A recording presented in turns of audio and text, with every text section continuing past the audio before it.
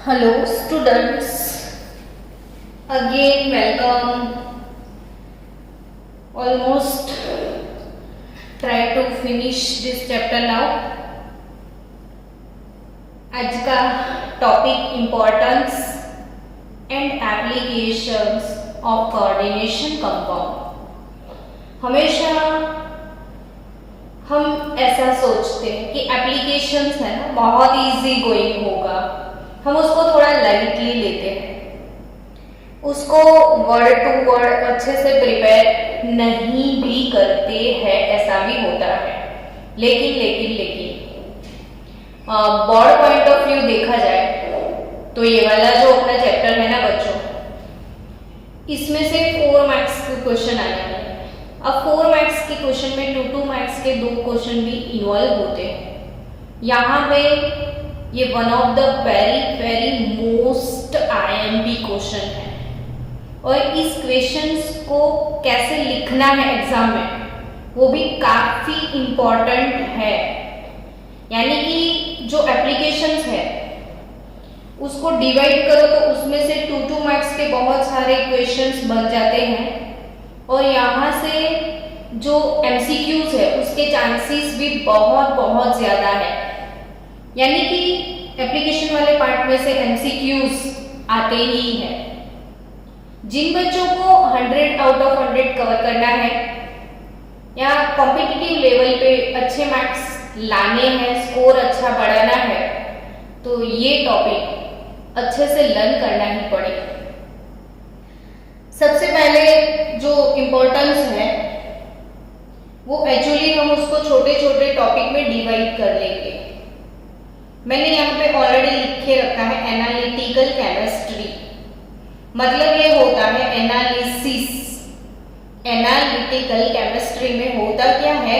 Analysis. जैसे आपने experience किया हुआ है इनऑर्गेनिक क्वालिटेटिव एनालिसिस में, आप लैब में 11th में प्रैक्टिकल्स में जाते थे इनऑर्गेनिक क्वालिटेटिव एनालिसिस के लिए। यानी कि जब आप लैब में जाते थे ना, तो जो अननोन आयंस थे, आप कैसे प्रैक्टिकल करते थे कि आपको एक सॉल्यूशन दिया जाता था जो कि अननोन था, उसमें कौन सा पॉजिटिव रेडिकल है, कौन सा नेगेटिव रेडिकल है, वो आपको नहीं पता था, और उसको एनालाइज करने के लिए यानी आपको जो सॉल्यूशन दिया होता था वो कोई सॉल्ट का ही था, और अपने टेबल से या बेंच रिएजेंट को उठा के आप कोई सॉल्ट ही डालते थे, तो सॉल्ट में सॉल्ट डालो और दोनों सॉल्ट मिलके कोई नया सॉल्ट प्रोड्यूस करते हैं, तो इसको कोऑर्डिनेशन कंपाउंड बोलते ही हैं हम।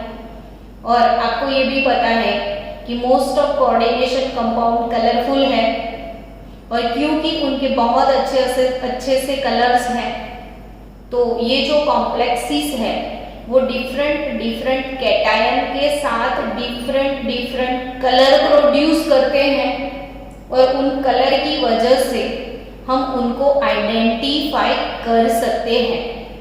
यानी कि आप लैब में जो भी पिंक, ब्लू, येलो प्रेसिपिटेट लाते थे, वो सारे प्रेसिपिटेट इनऑर्गेनिक कंपाउंड की वजह से होते थे। सो एनालिटिकल केमिस्ट्री की बात की जाए तो क्यों और कैसे यूज किया जाता है वो आपको समझना है।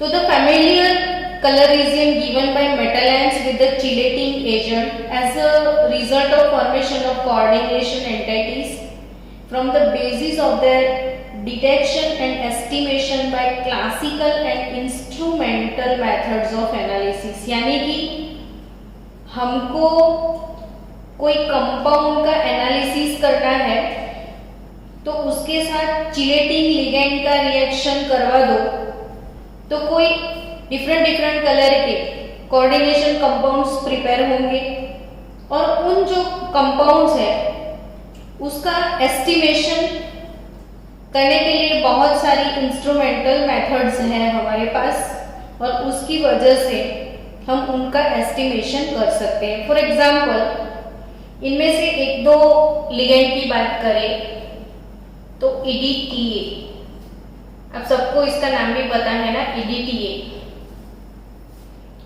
EDTA किस लिए यूज होता है पता है आपको? तो EDTA is used as a complexing agent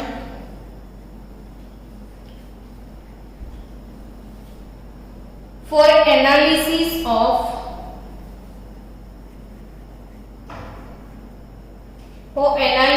of metal ions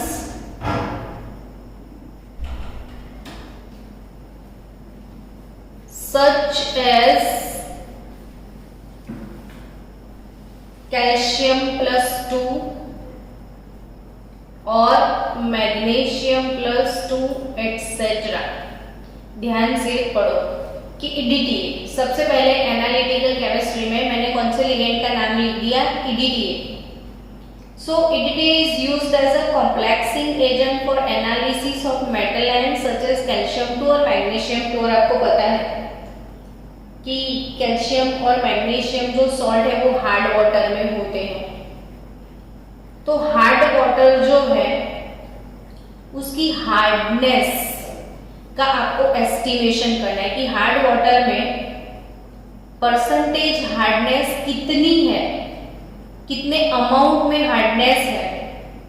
तो अगर वो आपको एस्टिमेशन लगाना है तो हार्ड वाटर का रिएक्शन किया जाता है EDTA के साथ।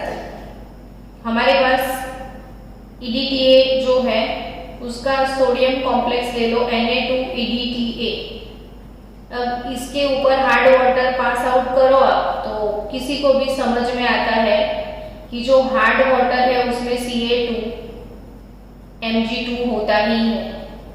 तो ये Ca2Mg2 सोडियम को रिप्लेस कर देगा और EDTA के साथ कॉम्प्लेक्स बना देगा। और EDTA के साथ जो कॉम्प्लेक्स है उससे जो भी प्रोडक्ट मिलेगा उसके एस्टिमेशन से आपको वाटर हार्डनेस का पता चल सकता है। यहाँ पे कैल्शियम और मैग्नीशियम दोनों साथ में EDTA के साथ कॉम्प्लेक्स बनाएंगे तो दोनों का अलग अलग एस्टिमेशन, वो स्टेबिलिटी कांस्टेंट दोनों के अलग अलग होंगे। कैल्शियम के साथ जो EDTA का कॉम्प्लेक्स बनेगा उसका स्टेबिलिटी कांस्टेंट और मैग्नीशियम के साथ EDTA का कॉम्प्लेक्स बनेगा उसका भी स्टेबिलिटी कांस्टेंट अलग अलग होगा। और स्टेबिलिटी कांस्टेंट के बेसिस पे दोनों का सिलेक्टिव एस्टिमेशन हो सकता है। अब इतना लंबा आपको याद नहीं रहता है तो डोंट वरी स्टूडेंट, सिर्फ इतना तो याद रख सकते हो ना कि हार्ड वाटर की हार्डनेस का एस्टिमेशन कौन से कंपाउंड से होता है? तो EDTA से, यानी Na2EDTA से होगा। ठीक है। दूसरा एक कंपाउंड है DMG, डाइमिथाइल ग्लाइऑक्सीमेटो। ग्लाइऑक्सल का फॉर्मूला आपको पता होगा, CHO। इसको बोलते हैं ग्लाइऑक्सल, है ना? क्या बोलते हो? ग्लाइऑक्सल।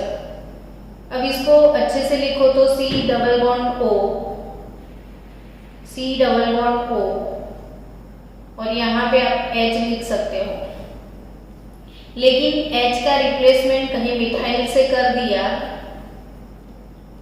तो H की ऑप्शन में आपने क्या लिख दिया? मिथाइल। तो ये हो गया D for di, M for methyl, G for glyoximato. Glyoxal, dimethyl glyoxal as a ligand होता है तो वो ग्लाइऑक्सीमेटो इसको बोलते हैं। DMG यानी डाइमिथाइल ग्लाइऑक्सीमेटो और या तो डाइमिथाइल ग्लाइऑक्साइड। फिर ऐसा ही एक लिगेंड है अल्फा नाइट्रोजो बीटा नेप्थॉल।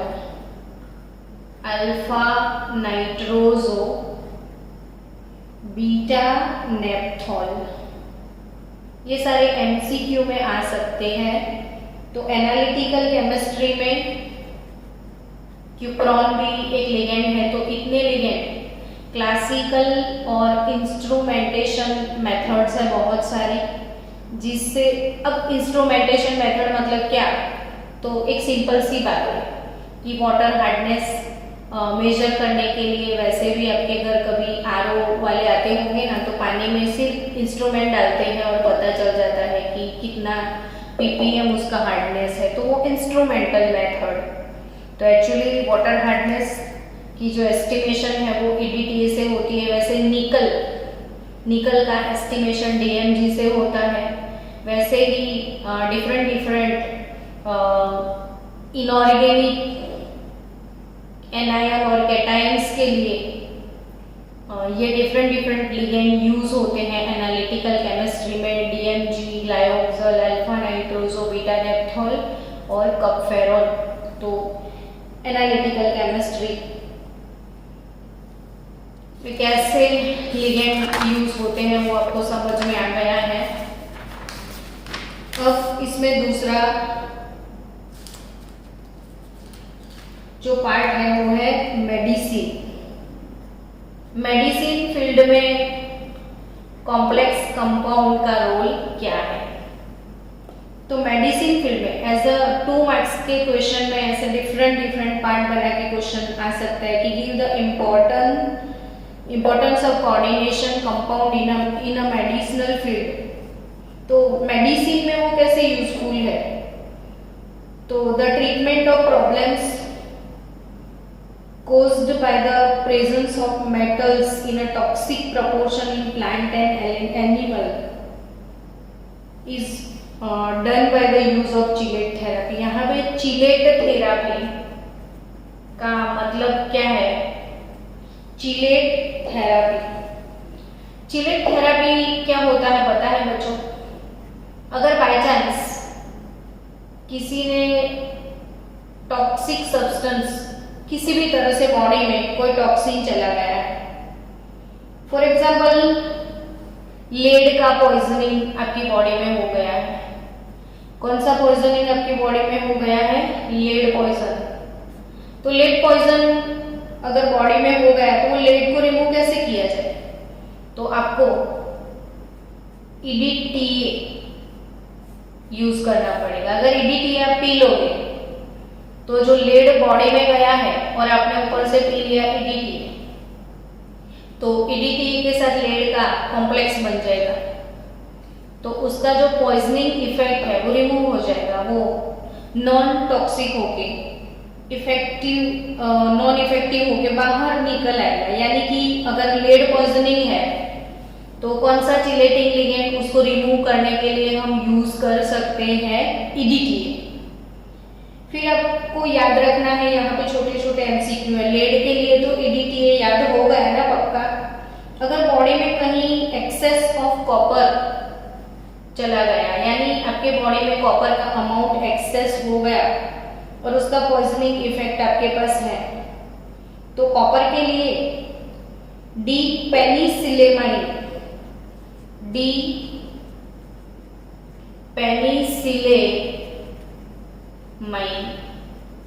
कॉपर की एक्सेस प्रोपोर्शन को रिमूव करने के लिए कौन सा लिगेंड, चिलेटिंग लिगेंड आप यूज करोगे, डी पेनिसिलेमाइन है ना एमसीक्यू।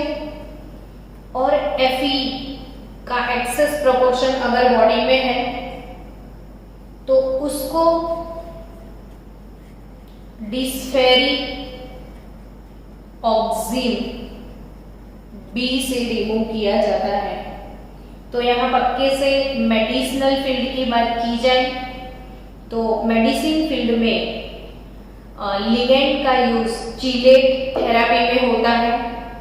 व्हाट इज चीलेट थेरापी, तो बॉडी के अंदर कोई मेटल आयन का पॉइजनिंग होता है तो उसको रिमूव करने के लिए डिफरेंट टाइप के हम लिगेंड्स यूज करते हैं, जो वो मेटल आयन के साथ चीलेट बनाते हैं, जो कि स्टेबल हो जाते हैं और वो नॉन टॉक्सिक बन के बॉडी से रिमूव हो जाएंगे। सो यहाँ पे आपको समझना है कॉपर का एक्सेस प्रोपोर्शन है तो कौन सा चेलेटिन लिगेंड आप यूज करोगे? डी पेनिसिलेमाइन। और Fe का एक्सेस प्रपोर्शन डिसफेरिऑक्सिन बी से निकलेगा और लेड का पॉइजन रिमूव होगा EDTA से। फिर एक बात की जाए तो कैंसर की ट्रीटमेंट के लिए हमने बहुत बार पढ़ा है ना ये चीज, तो कैंसर की ट्रीटमेंट के लिए कौन सा कंपाउंड यूज करते हैं हम? तो सिस्प्लेटिन। तो सिस्प्लेटिन मैंने पढ़ाया था, याद है? प्लेटिनम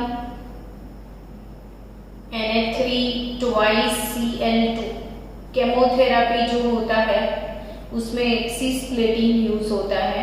और सिस उसका ज्योमेट्रिकल आइसोमर है सिस, यानी Cl दोनों लिगेंड सेम साइड पे होंगे तो ये सिस ज्योमेट्रिकल आइसोमर है प्लेटिन का, तो वो है सिस्प्लेटिन और it is used in cancer, chemotherapy treatment में यूज होता है।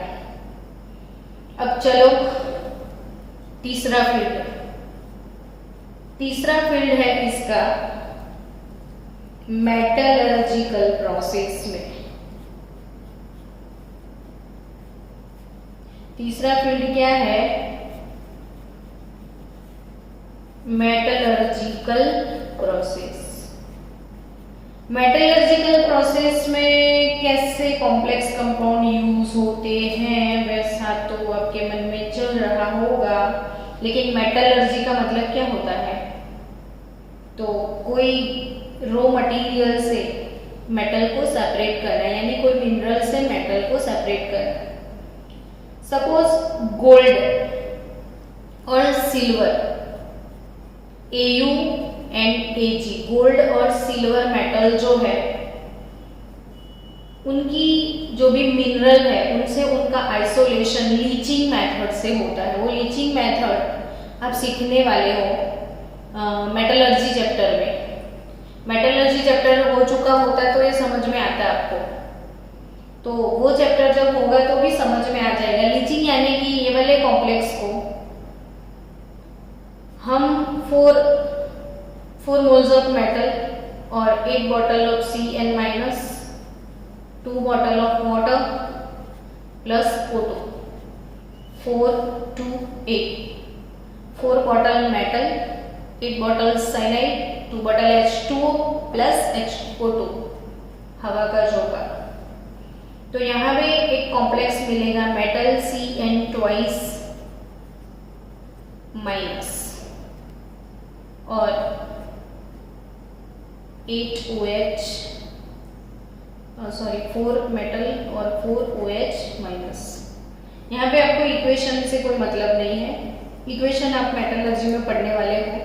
समझना क्या है आपको यहाँ पे कि जो गोल्ड और सिल्वर का मिनरल है, तो अब सिल्वर का मिनरल है तो इसमें NaCN से लीचिंग होता है और गोल्ड का मिनरल है तो KCN से लीचिंग होता है। यानी कि NaCN का जो सॉल्यूशन होगा उसमें आपने सिल्वर डाल दिया तो एक कॉम्प्लेक्स बन जाएगा AgCN2, यानी ये कोऑर्डिनेशन कंपाउंड का यूज हुआ कि नहीं? कोऑर्डिनेशन कंपाउंड बना यहाँ पे। अब पूरा जो सिल्वर था वो कॉम्प्लेक्स बना के डिसॉल्व हो गया। अब ये AgCN2 जो कि सिल्वर का सॉल्यूशन है उसमें से सिल्वर बाहर निकालने के लिए जिंक डाला जाता है और यहाँ पे ZnCN4 एक कॉम्प्लेक्स मिलता है। कौन सा कॉम्प्लेक्स? ZnCN4-2, यानी कि जिंक सॉल्यूशन के अंदर चला जाएगा और सिल्वर फ्री हो जाएगा। तो वैसे लीचिंग मेथड से सिल्वर और गोल्ड आप सेपरेट कर सकते हो, उसको बोलते हैं मेटलर्जिकल प्रोसेस। तो यहाँ पे गोल्ड और सिल्वर के लीचिंग में कॉम्प्लेक्स कंपाउंड का यूज होता है। और दूसरी मेटलर्जी की बात करें तो मॉन्ड कार्बोनिल मेथड, मॉन्ड कार्बोनिल मेथड। तो मॉन्ड कार्बोनिल मेथड में क्या किया जाता है?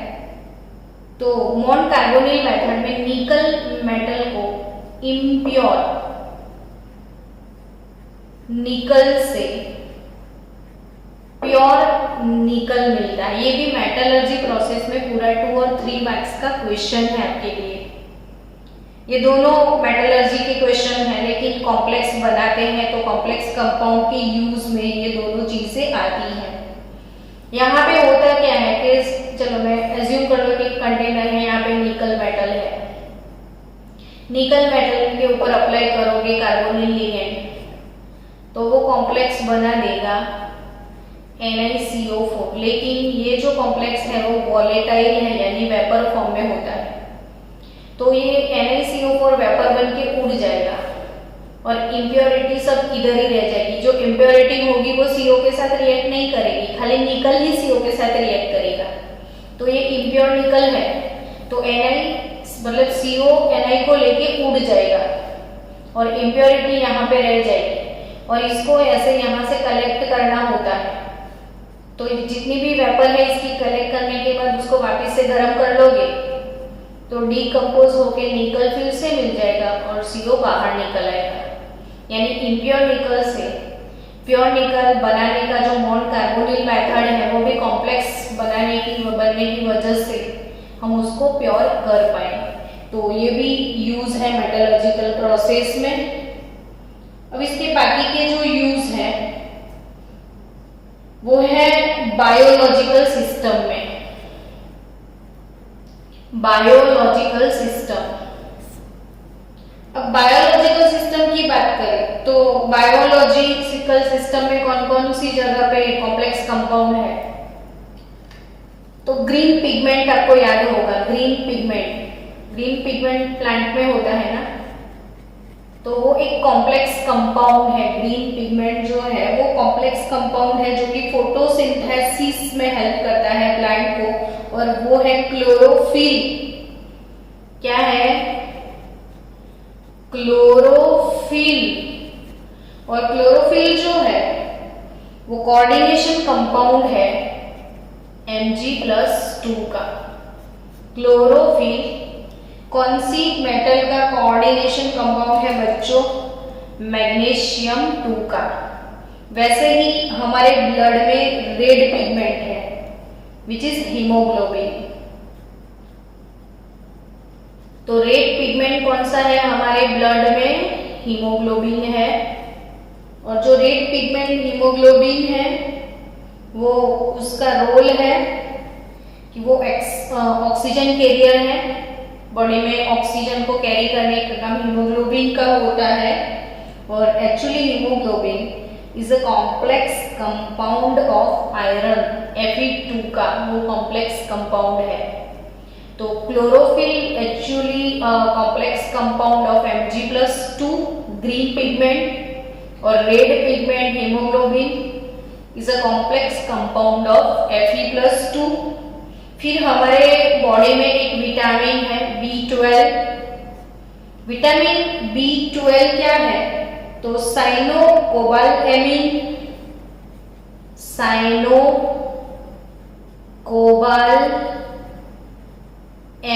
यानी अमाइन होगा, कोबाल्ट होगा, साइनाइड होगा इसमें। तो साइनोकोबाल्टैमिन ये भी कोऑर्डिनेशन कंपाउंड है vitamin B12 which is the anti pernicious anaemia factor. यानी किसी को वीकनेस आ जाता है, एनीमिया आ जाता है, तो इसकी वजह होती है विटामिन B12 की डेफिशिएंसी। Then carboxypeptidase. कार्बोक्सीपेप्टिडेज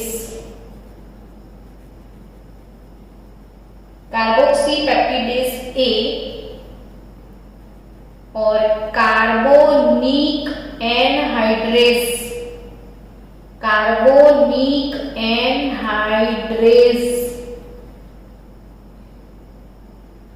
तो ये carboxypeptidase A and carbonic anhydrase ये क्या है?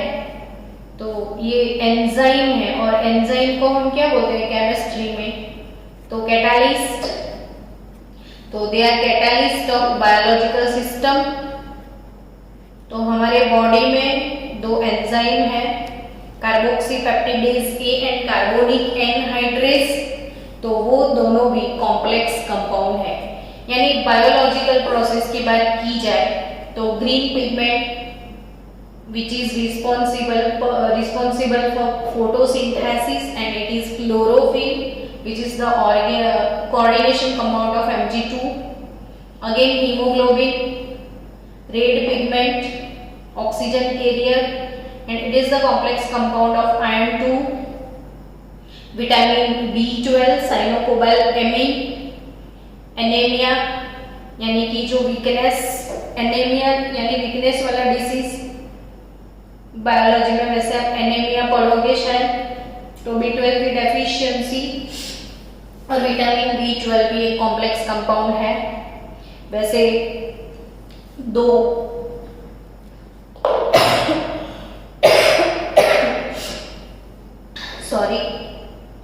Enzyme carboxypeptidase A and carbonic anhydrase, वो दोनों पर बायोलॉजिकल सिस्टम के लिए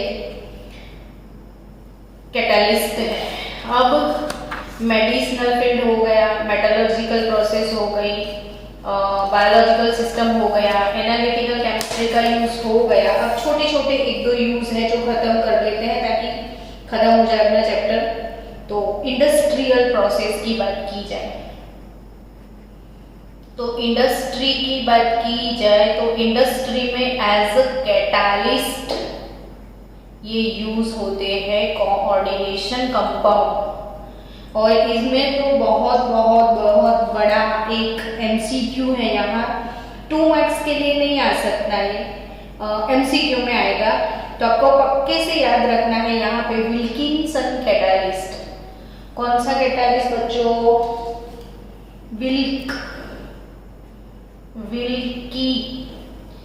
विल्की फिर एम फिर सन, विल्किंसन कैटालिस्ट। कौन सा?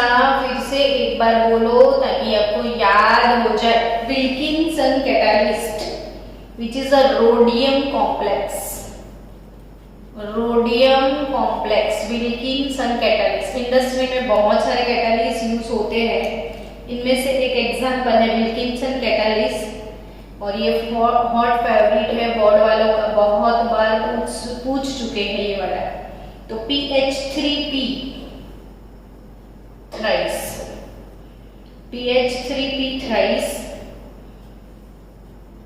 RHCl, ये है विल्किंसन। PH3 आपको पता है ना, फोस्फीन गैस होता है, फोस्फीन। और ये जो फोस्फीन है ना, इसके 3 हाइड्रोजन हटा दो और 3 हाइड्रोजन के ऑप्शन में आप फिनाइल की रिंग यूज कर लो। तो फिनाइल को अब पीएच नहीं बोलते, हम फिनाइल को पीएच बोलते हैं। तो 1 2 3 पीएच, PH3P और वो थ्राइस RHCl, विल्किंसन कैटालिस्ट।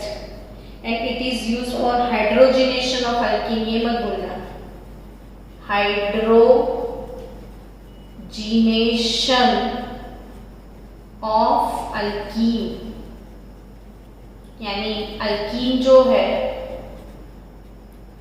उसके अंदर हाइड्रोजन ऐड करने का प्रोसेस है, उसको बोलते हैं हाइड्रोजिनेशन। और वो हाइड्रोजिनेशन प्रोसेस में एज अ कैटालिस्ट हम यूज करते हैं विल्किंसन कैटालिस्ट। और विल्किंसन कैटालिस्ट का फॉर्मूला आपको याद रखना है। एक बार कॉम्पिटिटिव एग्जाम में पूछा था कि what is the IUPAC name of Wilkinson catalyst, तो उनके डबल काम हो जाए। IUPAC नेम भी पूछ ले इसके बहाने, और आपको ये भी पता होना चाहिए कि विल्किंसन कैटालिस्ट किसको बोलते हैं। अब लास्ट बच गया इलेक्ट्रोप्लेटिंग। तो इलेक्ट्रोप्लेटिंग यानी किसी चीज पे प्लेटिंग करना है आपको, किसका? तो गोल्ड और सिल्वर का। तो गोल्ड और सिल्वर के प्लेटिनम के लिए, मतलब प्लेटिंग के लिए क्या करोगे आप? तो जब भी इलेक्ट्रोप्लेटिंग होता है तो कोई सॉल्यूशन होता है, इलेक्ट्रोड्स होते हैं, तो वो जो सॉल्यूशन यहाँ पे सिल्वर के लिए कौन सा यूज करोगे? तो तो AgCN ट्वाइस माइनस, अभी मैंने मेटलर्जी में दो कॉम्प्लेक्स पढ़ाए थे ना, AgCN ट्वाइस और AuCN ट्वाइस, ये दोनों जो सॉल्यूशन है वो सॉल्यूशन इलेक्ट्रोप्लेटिंग के लिए यूज होते हैं। अब कहाँ पे इलेक्ट्रोप्लेटिंग इनका होता है, तो ऑर्नामेंट्स पे भी हम गोल्ड का प्लेटिंग करते हैं ना, सिल्वर के ऑर्नामेंट पे गोल्ड का प्लेटिंग, या फिर आप मार्केट में जाओगे तो गिफ्ट आर्टिकल्स मिलते हैं, तो वो गिफ्ट आर्टिकल्स के ऊपर गोल्ड और सिल्वर का जो शाइन होता है तो वहां पे इन दोनों का प्लेटिंग किया जाता है। तो इलेक्ट्रोप्लेटिंग में भी ये दोनों कॉम्प्लेक्स यूज होते हैं। और लास्ट में बचा है एक ही यूज, फोटोग्राफी। अब वो तो जमाने बीत गए, पहले के जमाने की बात है कि भाई कैमरा से फोटोग्राफ लिए जाते थे तो एक नेगेटिव होता था, और वो जो नेगेटिव होता था जिसको हम कैमरा का रोल बोलते थे, और वो डार्क ब्राउन कलर का होता था कैमरा का रोल, और वो डार्क ब्राउन वाला सब्सटेंस था AgBr। और जितने पोर्शन में आपका फोटोग्राफ होता था, ये फोटोग्राफ है, उसके अलावा बाहर वाले पोर्शन को वॉश करना पड़ता है। तो ये जो फोटो वॉश करते थे, ये फोटो वॉश करते थे, वो सॉल्यूशन था हाइपो सॉल्यूशन। कौन सा सॉल्यूशन? Hypo solution. अब ये रोल को जब हाइपो सॉल्यूशन यानी कि बच्चों सोडियम थायोसल्फेट का सॉल्यूशन, हाइपो यानी सोडियम थायोसल्फेट, और सोडियम थायोसल्फेट के सॉल्यूशन में जब ये रोल को डुबाया जाता था तो एक कॉम्प्लेक्स बनता था। बस यहाँ इन लोगों को कॉम्प्लेक्स से ही मतलब है। तो S2 सिल्वर थायोसल्फेट कॉम्प्लेक्स बनता था, और हमारे पास MCQ आ सकता है AgS2O3 ट्वाइस -3 सिल्वर थायोसल्फेट का कॉम्प्लेक्स बनता था, और ये वाला कॉम्प्लेक्स जो कि है वाटर सोल्यूबल होता है। तो नेगेटिव को हाइपो के सॉल्यूशन में डुबाओ, यानी एक्स्ट्रा AgBr ये कॉम्प्लेक्स बना लेगा। फिर वो वाले नेगेटिव को पानी के सॉल्यूशन में डालो, तो ये वाला कॉम्प्लेक्स जो कि वाटर सोल्यूबल है तो वो पानी में वॉश आउट हो जाएगा। फिर आपका जो भी यहाँ पे फोटोग्राफ है वो फोटोग्राफिक प्लेट के ऊपर डेवलप करके हमको मिल जाता है। तो फोटोग्राफी में भी फोटोग्राफ को वॉश करने के लिए हम हाइपो सॉल्यूशन यूज करते हैं, जो कि सिल्वर थायोसल्फेट का कॉम्प्लेक्स बनाता है, वो वाटर सोल्यूबल होता है और फोटो वॉश हो जाता है। तो लास्टली ये सारे एप्लीकेशंस भी खत्म हो गए। तो मिलते हैं नेक्स्ट लेक्चर में।